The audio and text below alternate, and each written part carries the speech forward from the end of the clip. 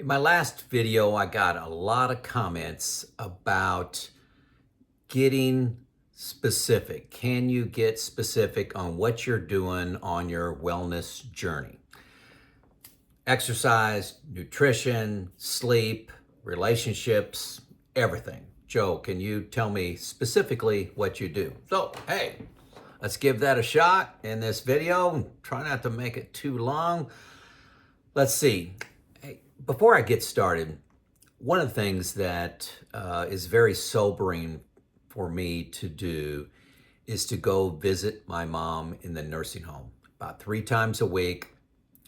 She has dementia, she's got AFib, she's got, congestive heart failure coming. She is weak, needs assistance to do everything.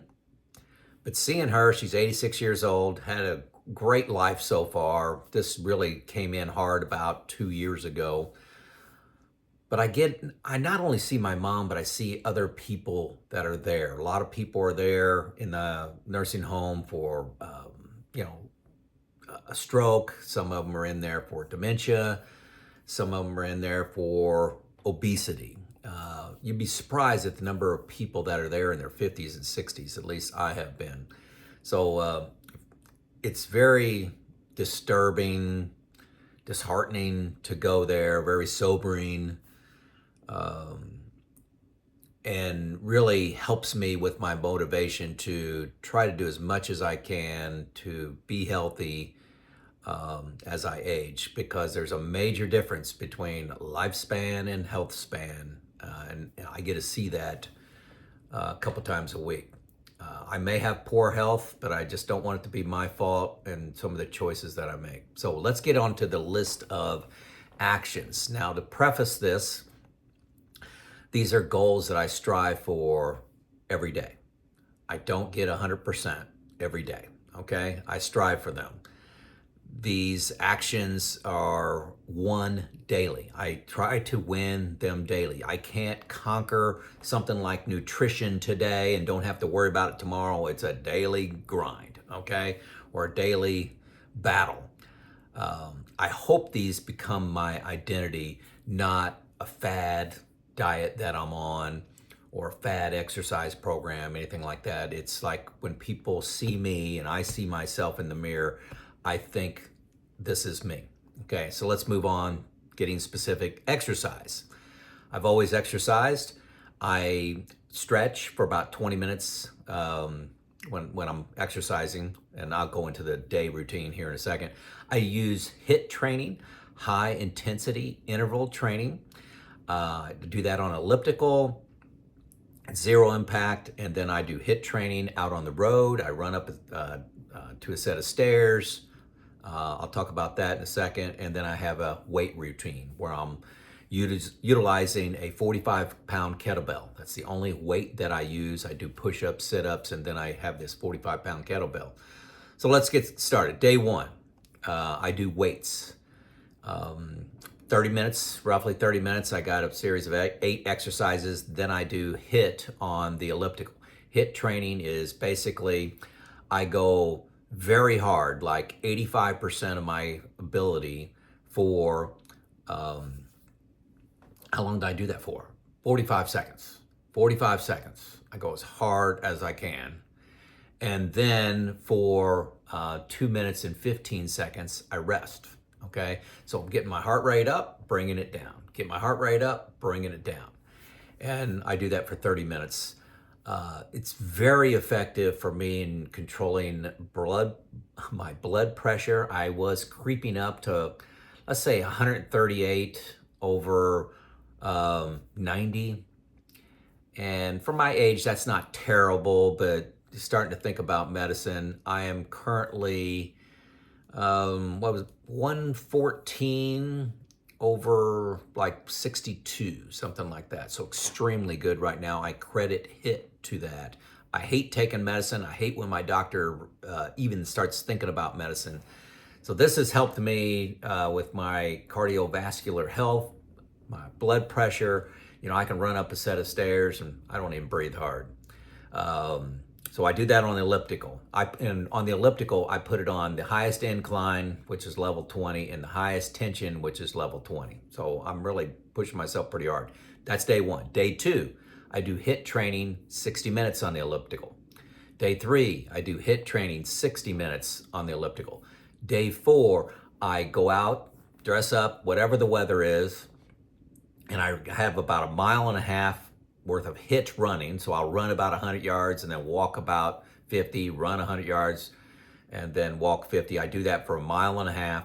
Then I get this set of stairs. There's 49 steps at the old Lock and Dam here in my town, and I will run up there 20 times. So I'll run up, walk down, run up, walk down, run up, walk down. Then I go to a hill. It's a street, but it's about twice as long, twice as intense. I'll run up that, walk down, and I'll do that 5 times. So I'm doing 25 hits in addition to traveling there and traveling back. So that's an intense workout that day, hour and 45 minutes or so.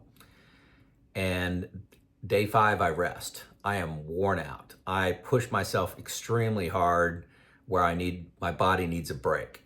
Okay. So that's what I do. I love the HIIT. I love the weights, and my 45-pound kettlebell is the only piece of equipment that I use. My best days, I feel the best when I exercise. I have more clarity of thought. I have more passion in my day, more excitement about the day. So I love exercising, and I miss it when I don't do it. Nutrition. This is the biggest section, and my nemesis is sugar, and we're going to talk about that. And I don't like to say diet. I like to say identity. I eat whole foods. I eat meat, vegetables, salads, and berries. All kinds of meat. When I say meat, vegetables that are low carb, but meat, it's beef, it's pork, it's chicken, it's fish. Mainly grilled is how I like to have it. Things without labels. So don't look, if you see a list of ingredients, I try not to eat very much of that at all.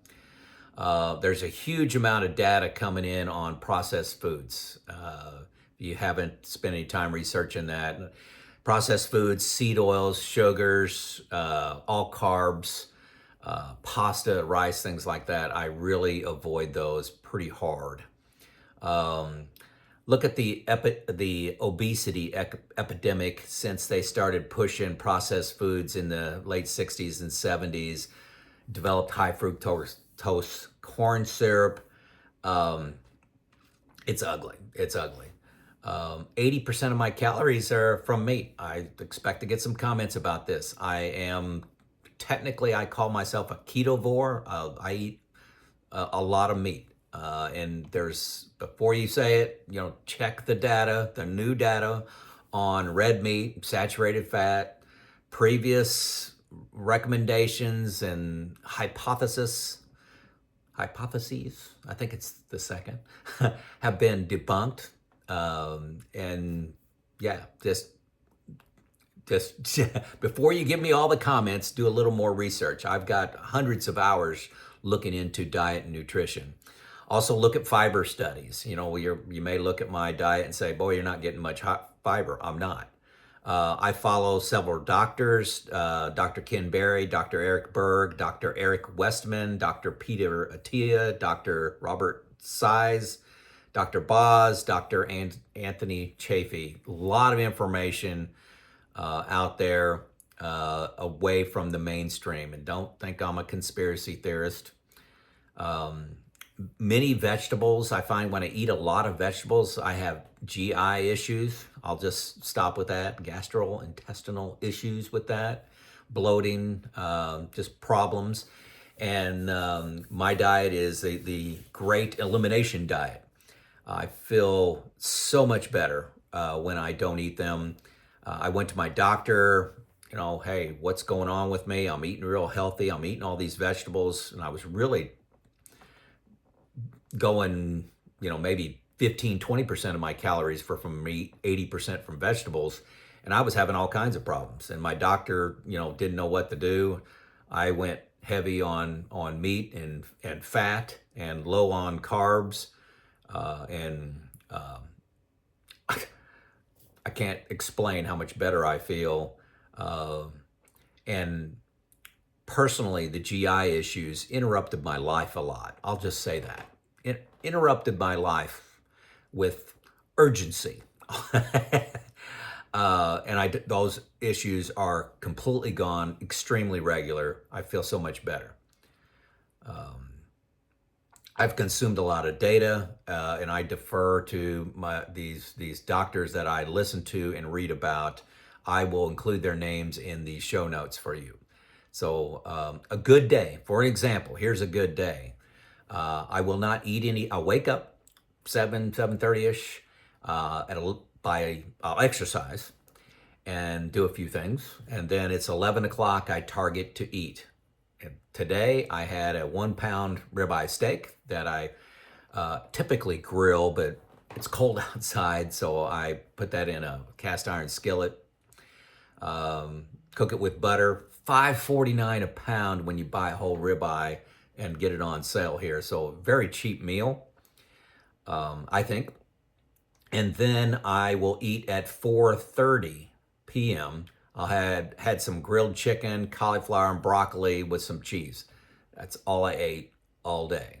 That's an ideal day. Occasionally between 11 and 4:30, I'll snack on something that's zero carbs.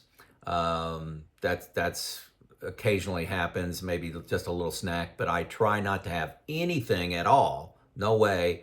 After 6 p.m., if my dinner time slips between 4:30, say it slips to 5:30 for some reason, 6 p.m. is my cutoff, and nothing till 11 the next day. So that's 17 hours of fasting, and that is really easy to do when you eat foods that are filling. I often, if you back out and say, hey, that was today. But I typically, the first meal, the 11 a.m. meal, I only have something like 5 eggs, and that's what I'll have. Sometimes with some meat in there from leftovers of the previous day. Sometimes I have bacon in there. Yes, I know that's processed. I smoke meat. I grill a lot of fish, grill a lot of chicken. I like to use my grill. The 17 hours of fasting, you may look at that and say, man, that sounds hard. But if you're not having sugar and the spike in your insulin and the crash, it's not hard to do at all. I've tried 1 meal a day, or OMAD. Some of you have heard of that. It's not hard for me to do, but I'm prone to binge eating. When I eat my 4:30 dinner, I will eat a little bit more, but I'm telling you, the food tastes so fantastic when you haven't eaten in 24 hours. It's unbelievable how good it tastes. But I don't like doing OMAD because I end up eating 2 meals in one, and I kind of fill up a little too much and don't like how I feel. I gave up alcohol about a year ago. I used to have just 3 or 4 beers a week, and sometimes at celebrations I'd have 3 or 4.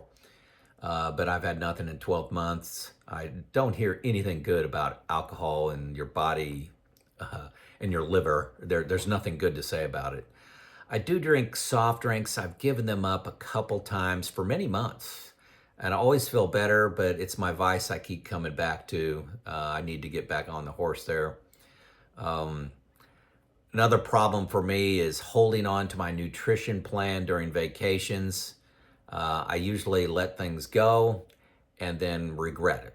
I feel lethargic, I feel lazy, I have GI issues. I go, why did I do this? And it takes me 2.5 months to get back to where I was. For me, I am the carb addict. I can't have 1 cookie or 1 brownie or 1 piece of cake. I'm the guy that eats 7 cookies and 10 brownies. Food is a state changer for me, and probably is for a lot of you. It changes your state. If you're stressed, you eat. If you're bored, you eat. Okay?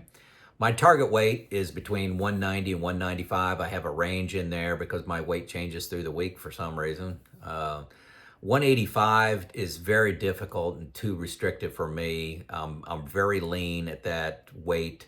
I have a lot of muscle. I just enjoy physical work and physical exercise.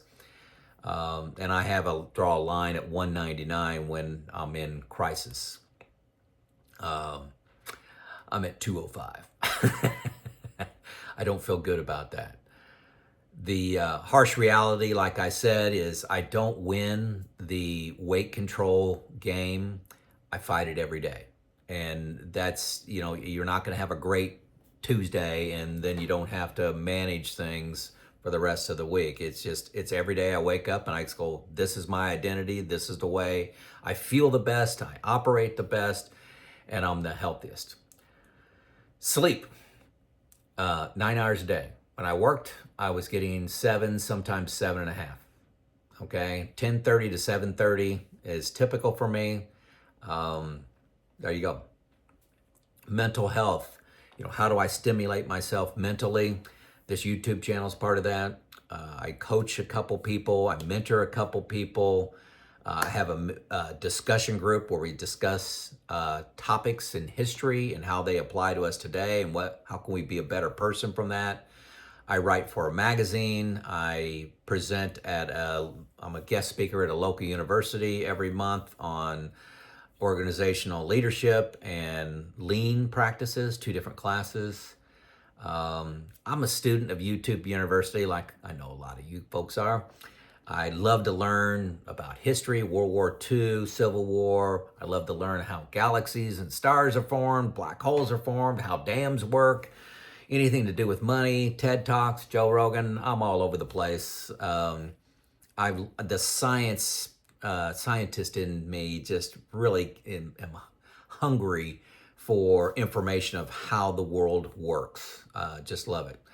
I'm also the fix-it guy in the family, and this can be challenging when an appliance breaks or appliance needs to be, I need to install a dishwasher, install a hot water heater, things like that. I'm the guy that figures out how to do that. It can be difficult, but that's my role. Maintenance on cars. I got 4 kids, they got cars. I'm always troubleshooting and thinking through things for them. Under relationships, which is a big part of health, I have a very close family. I have a retirement group. I have 2 retirement groups. One that just gets together and talks about issues. One that gets together and talks about retirement financing. You've heard me talk about them before. I'm on the Parks Board. I got a lot of friends, a lot of neighbors. I'm a very social person, as you can imagine. And we're present for family events. We don't come up with excuses not to go to graduations, funerals, weddings. We are present for those. I got that from my mom and dad. It's always easy to come up with an excuse. Preventative wellness care. Always get my annual physicals. I have blood tests. I do colonoscopies every 5 years. I go to the eye doctor. What's missing, and this is comical, is I don't see a dermatologist. And what's funny about that is my daughter-in-law is a dermatologist. That's embarrassing. Risk factors, I don't drink, don't smoke. Stress has been removed 98% from my life because I don't work anymore. I don't set an alarm in the morning. I don't have a stressful life. I don't speed when I'm driving. I don't work at elevation. I will not work up in a tree or on the roof of my house. I've drawn a line there probably when I turned 55. And then my faith. If you get into Chat GPT and type in his faith related to health and wellness, and there's a long list of things come up. So it grounds me, gives my life meaning, reduces stress, sense of purpose, challenges me for understanding. There's a lot of life challenges out there. There's a lot of unknowns, a lot of things I take on faith, but faith is a big part of my life. We do go to church every week, if not more, and it's just a big part of my life. Can't imagine going through it without, but that's me. That's me. I'm not trying to force that on anybody, but there you go. What's my wellness plan look like? How does it play out in daily life? There's my faith, my risk factors, my preventative care, my sleep, my relationships, stimulating myself mentally, my exercise, and my nutrition. That's what I do. There you go. If you got any questions, let me know. If you think I'm crazy, I know you'll let me know.